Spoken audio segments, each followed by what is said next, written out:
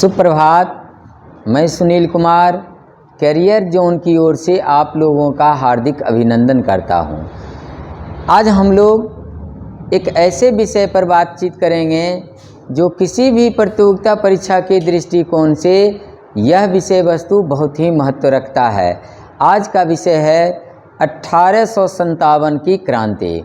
आज हम लोग 1857 की क्रांति के बारे में जानेंगे। हम सब जानते हैं कि अंग्रेज़ों ने जब बक्सर की लड़ाई हुई थी और बक्सर की लड़ाई के बाद इलाहाबाद की संधि हुई, इस संधि के द्वारा सबसे पहले बंगाल, बिहार, उड़ीसा में अंग्रेज़ों को दीवानी अधिकार मिल गया, यानी भूमि पर लगान वसूली का अधिकार मिल गया। तो धीरे धीरे वह हमारे भारत पर अधिकार करता चला गया।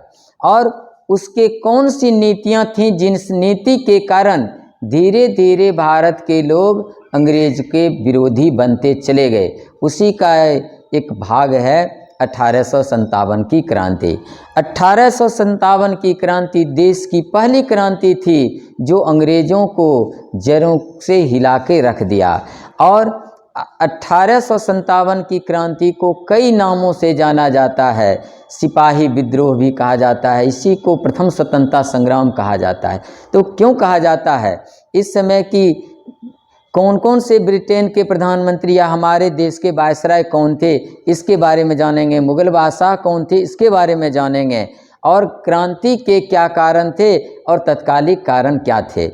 दरअसल ये 1857 की क्रांति सिपाही विद्रोह या सैन्य विद्रोह के रूप में शुरू हुआ था, जिसमें प्रारंभ में कुछ जो राजा महाराजा थे जिनका राज को अंग्रेज़ों ने हड़प लिया था, उसने समर्थन किया था। लेकिन धीरे धीरे इसका प्रकृति बदलता चला गया और अंततः यह विद्रोह जनव्यापी आंदोलन का रूप ले लिया। जन सामान्य लोगों ने भी इस आंदोलन में बढ़ चढ़ के भाग लिया और इसीलिए इसको प्रथम स्वतंत्रता संग्राम भी कहा जाता है। इसी विद्रोह को सिपाहियों ने शुरू किया, इसलिए सिपाही विद्रोह भी कहा जाता है। और चूँकि वर्ष 1857 में हुई थी, इसलिए 1857 की क्रांति भी कहा जाता है। जिस वक्त 1857 की क्रांति हुई थी, उस समय ब्रिटेन के प्रधानमंत्री और सम्राट कौन थे? ब्रिटेन के उस समय महारानी विक्टोरिया थी और ब्रिटेन के प्रधानमंत्री पाम अस्टर्न थे और भारत के गवर्नर जनरल लॉर्ड कैनिंग के समय में ही ये विद्रोह हुआ था। दूसरी बातें, उस समय भारत पर मुगल बादशाह शासन कर रहे थे जो कमज़ोर बादशाह थे। उस बादशाह का नाम था बहादुर शाह द्वितीय। यानी जब आपसे पूछा जाए कि जब 1857 की क्रांति हुई थी उस समय मुगल बादशाह कौन थे, तो उस समय मुगल बादशाह बहादुर शाह जफ़र, उन्हीं को बहादुर शाह द्वितीय भी कहा जाता है। चूँकि जफ़र इसलिए कहा जाता था कि वो शेर शायरी लिखने के बड़ा शौकीन थे और इसीलिए जफ़र नाम से वो लिखा करते थे, इसलिए उनका नाम बहादुर शाह जफ़र भी हो गया। और मुग़ल सम्राज्ञी उस समय जीनत महल, ठीक है, अरे ये गलत लिखा गया,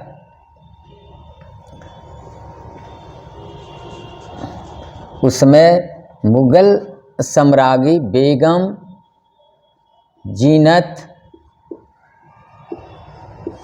महल थी। और बेगम हजरत महल दरअसल वो अवध के नवाब, उनके वो बेगम थे, इसलिए जीनत महल थे, ठीक है। और बात जाने कि 1857 की क्रांति का सबसे बड़ा कारण क्या था? राजनीतिक था। और राजनीतिक कारणों में कौन सा कारण था? डलहौजी का हड़प नीति और गोद निषेध प्रथा, ये दो मुख्य कारण माने जाते हैं। डलहौजी ही एक ऐसा गवर्नर था जिसके द्वारा किए गए कार्य का परिणाम था कि जो भी देसी राजा था धीरे धीरे विरोधी बनते चले गए। इसलिए 1857 की क्रांति में सबसे ज़्यादा करवाने में डलहौजी का योगदान था। डलहौजी का ही था हड़प नीति और गोद निषेध प्रथा। दूसरी बातें, सबसे बड़ा कारण अगर था तो राजनीति था, लेकिन इसके अलावे और कौन कौन से कारण थे? सबसे दूसरा कारण था प्रशासनिक, आर्थिक, सामाजिक, धार्मिक, सैनिक। इन सारे कारणों पर हम धीरे धीरे चर्चा करेंगे, चूँकि यह एक ऐसा विषय है जो बहुत ही विषयांतर में है, इसलिए हम कई पार्ट में इस विषय को जारी करूँगा। और आज पहला भाग है इसका, जिस पर आज मैं चर्चा कर रहा हूँ। जब आपसे पूछा जाए सबसे बड़ा कारण क्या है, तो देना है राजनीति। राजनीति में कौन सा कारण? डलहौजी की हड़प नीति और गोद निषेध पर था। लेकिन जब आपको पूछा जाए तत्कालिक कारण क्या था, तो तत्कालिक कारण बना था चर्बी वाला कारतूस, यानी वैसा कारतूस जिस पर गाय और सूअर की चर्बी लगा रहता था, जिसको कारतूस को बंदूक राइफल में भरने से पहले दांत से उसको काटना पड़ता था। और क्योंकि गाय का चर्बी और सूअर का चर्बी मिला था, जो हिंदू और मुसलमान दोनों के लिए वर्जित था, धर्म के विरुद्ध था, इसीलिए ये तत्कालिक कारण बना। और क्रांति का जो प्रतीक चिन्ह था वह क्या था? कमल का फूल और चपाती यानी रोटी। कमल का फूल कमल का फूल सेना में घुमाया गया। सेना को बताया गया कि आपका संस्कृति अब नष्ट होने वाला है। सब आप जानते हैं कमल का फूल संस्कृति का प्रतीक है। उसी तरह चपाती यानी रोटी आम नागरिकों को बीच में बांटा गया कि अब आप तुम्हारी रोटी छीनने वाले हैं ये अंग्रेज, ये बताए गए। 1857 की क्रांति का सबसे बड़ा अगर कारण था तो वह था राजनीति और उसमें हड़प नीति। अब हम लोग जाने क्या है हड़प नीति। डलहौजी ने सबसे पहले हड़प नीति चलाया और उस हड़प नीति के द्वारा सबसे पहले सतारा को वह छीन लिया। सतारा के बाद क्रमशः सतारा, जैतपुर, संभलपुर, बघाट, उदयपुर, झांसी, नागपुर, करौली को छीन लिया। और जब आपसे पूछा जाए कि वह कौन सा देशी राज्य है जिसको कुशासन के आधार पर छीन लिया गया था, तो वह था अवध। अवध का राज 1856 ईस्वी में, उस समय अवध में एक अंग्रेज रेजिडेंट था आउटरम। आउटरम के सुझाव पर अवध को विलय कर लिया गया। कब? 1856। किस आधार पर? कुशासन के आधार पर इसको छीन लिया गया। ये और बात जाने कि हड़प नीति के द्वारा किनके राज को छीना गया? गोद निषेध। तो हड़प नीति के द्वारा सतारा इत्यादि राज्यों को छीना गया, लेकिन ये गोद निषेध प्रथा के द्वारा मुख्यतः झांसी का राज और नाना साहब के राज को छीना गया। दरअसल उस समय झांसी के जो राजा थे, झांसी के राजा गंगाधर राव थे, उनको अपना कोई पुत्र नहीं था। उन्होंने दामोदर राव नामक एक पुत्र को गोद लिया था और अंग्रेजों ने कहा दत्तक पुत्र को आपको लेने का अधिकार नहीं है, और इसके तहत उनके राज्यों को उसने हड़प लिया और झांसी के राजा के राज छीना जाने के बाद वह विद्रोह पर उतारे हो गए। उसी तरह से इस क्रांति को सबसे ज़्यादा संगठित करने में योगदान दिया था नाना साहब, और उनके वकील का नाम था अजीमुल्ला। जब आपसे पूछा जाए 1857 की क्रांति को सबसे ज़्यादा संगठित करने में किसने योगदान दिया था, तो वो थे नाना साहब। नाना साहब का मूल नाम था दुंदू पंत, और उनके वकील था अजीमुल्ला खां, जो सबसे ज़्यादा योगदान दिए थे। नाना साहब दरअसल थे कौन? नाना साहब पेशवा बाजीराव द्वितीय का दत्तक पुत्र थे। दत्तक पुत्र किसको कहा जाता है? जो बेटे गोद लिए जाते हैं उसको दत्तक पुत्र कहा जाता है। और नाना साहब को अपने पिता का पेंशन और बिट्टूर का जागीर मिला हुआ था। दोनों को अंग्रेजों ने हड़प लिया था, इसलिए ये विरोधी हो गए। जैसे तंजौर डलहौजी ने क्या किया, कई राजा और नवाब के उनके पद को छीन लिया।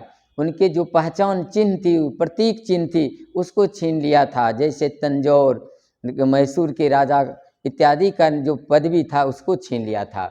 इसी बीच एक और घटनाक्रम यह था राजनीति में। उसमें मुगल बादशाह बहादुर शाह जफर थे और डलहौजी ने कहा कि अब जो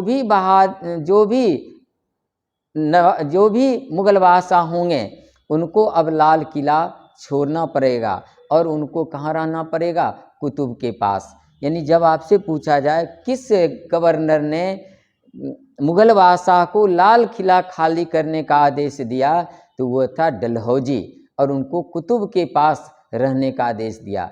इसी बीच दूसरा घटनाक्रम यह था, जब लॉर्ड कैनिंग गवर्नर बन के आया तो उसने एक कदम और बढ़ गया और मुगल बादशाह को आदेश दिया कि बहादुर शाह जफर के बाद यदि अन्य कोई भी बादशाह होंगे, वो बादशाह नहीं कहलाएंगे बल्कि शहजादा कहलाया जाएंगे। यानी मुगल बादशाह को बादशाह की पदवी छीनने का प्रयास किसने किया था? लॉर्ड कैनिंग ने किया था। इस तरह से मुगल बादशाह चूँकि मुस्लिम वर्ग का प्रतिनिधित्व करते थे, जिसके कारण संपूर्ण देश में मुसलमान जितने भी वर्ग के लोग थे वो अंग्रेज़ों के विरोधी हो गए।